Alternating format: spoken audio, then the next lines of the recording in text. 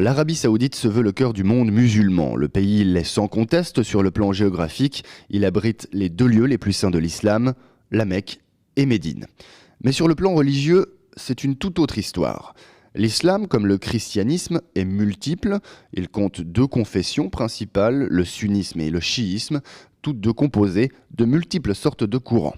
L'Arabie Saoudite s'est donné pour religion d'État un courant particulièrement radical du sunnisme, le wahhabisme, un courant très anti-chiite qu'elle a entrepris de diffuser dans le monde à coups de pétrodollars. Mais l'affaire a pris un tour imprévu ces 40 dernières années. Si le wahhabisme a gagné en influence, le chiisme, lui, son ennemi juré, est monté encore bien davantage en puissance. Cette ascension a commencé en 1979 avec l'établissement d'une république islamique chiite en Iran qui a créé un contre-pouvoir puissant à l'Arabie Saoudite au cœur du Moyen-Orient.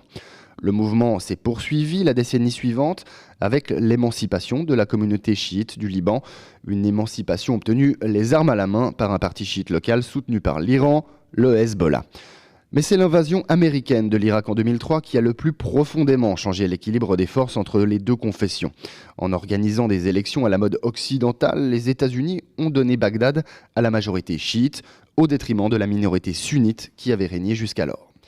Au début de notre décennie, enfin, les printemps arabes ont remis en cause à leur tour les positions acquises, au détriment des chiites en Syrie, où le régime chiite d'obédience alaouite du président Bachar al-Assad a perdu le contrôle d'une bonne partie du pays, mais à leur profit au Yémen, où les chiites de tendance zaïdite ont grandement étendu leur territoire.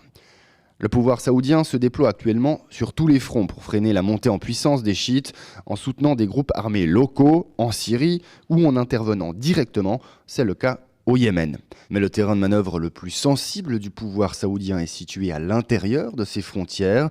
Il se trouve dans les provinces orientales du royaume où réside une minorité chiite viscéralement hostile aux wahhabites et étroitement liée à l'Iran.